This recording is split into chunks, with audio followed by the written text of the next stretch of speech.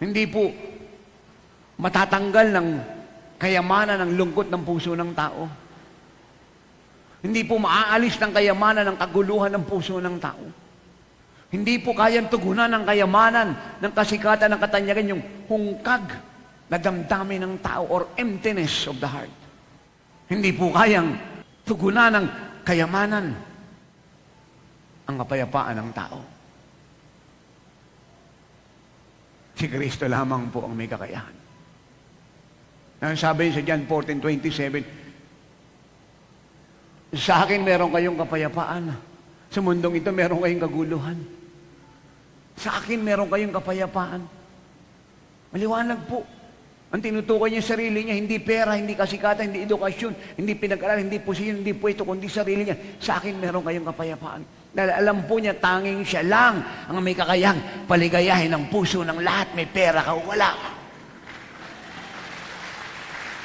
Mahirap ka o mayaman ka, nag-aaral ka o hindi. Nag-iisa ka o may kasama ka sa buhay. Foreigner ka o Pilipino ka. Taga-syudad ka o taga-bukid ka. Taga-bundok ka o taga-kaisla ka. Ignorante ka o mangmang ka o matalino ka o cum laude ka. Tanging si Kristo lamang ang may kakayahan na ang ating pong buhay ay paligayahin habang panahon. Amen. Kaya nga po siya babalik sa tinatawag nating rapture of the church. Hindi po second coming, rapture of the church. Ayun po kasi nagtuturo ng mali sa television at saka sa dyaryo at saka sa radyo at sa pulpito Sabi nila second coming. Walang second coming malibang magkaroon muna ng rapture. Ang rapture po ay para sa Living Like Jesus Church, the body of Christ, blood-bought redeemed of Jesus Christ who live for Christ.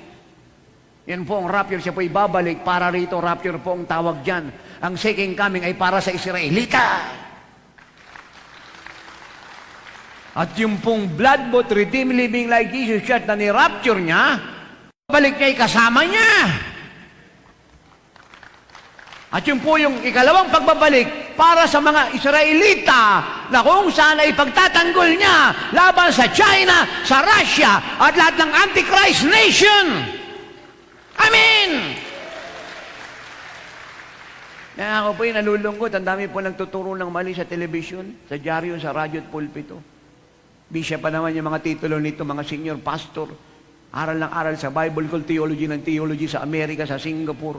At kung kani-kanino pong denomination nagpapa-affiliate at kung ano-anong librong ang binabasa concerning eschatology or end time or doctrine of the last days. Ang sinasabi second coming, deception po ito. Kailangan bumalik sila sa Biblia. Sa rapture, si Jesus po ay nasa kalawakan lang. 1 Thessalonians 4:13, 18 John 14, 1-3. 1 Corinthians 15, 50 pababa. 1 Thessalonians 1:10. Sa second coming, kasama na po yung ni-rapture niya, tayo po yung pati pamilya natin at lahat po ng nagmahal sa Panginoon. So kung ito tumanggap sa Kanya bilang Panginoon, personal niyang tagapagligtas ng Kanyang buhay, ay babalik. At sa Kanya pong ikalawang pagbabalik, pagkatapos ng rapture, sa Kanyang ikalawang pagbabalik, tatapak po siya sa bundok ng Olibo. Yun po ang second coming. Tatapak siya sa lupa, sa bundok ng Olibo, sa Israel. Sa rapture, hindi siya tatapak sa lupa. Tayo pong tagalupang nakatapak sa lupa. Ang sasalubong sa Kanya, sa kalawakan, sa alapak.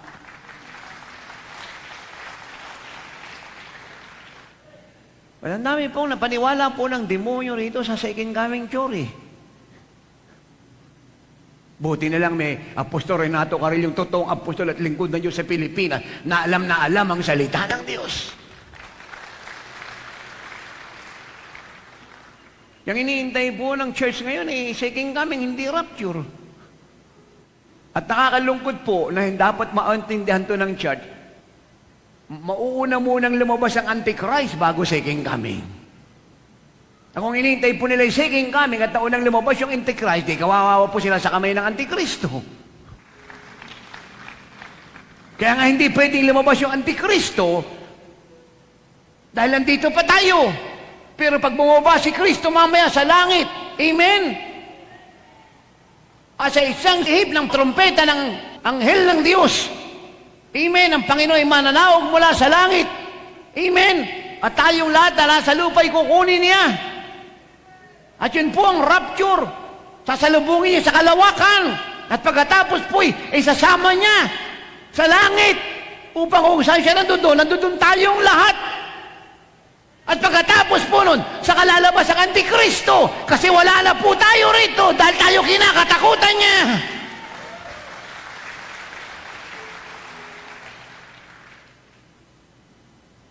Maghintay po tayo ng 7 taon sa langit. Yan 14:1-3. At bago matapos ang 7 taon, saka po bababa ang Panginoon, yun po ang second coming. Tatapak ang paa niya sa lupa, sa Mount Olive, sa Jerusalem, Israel.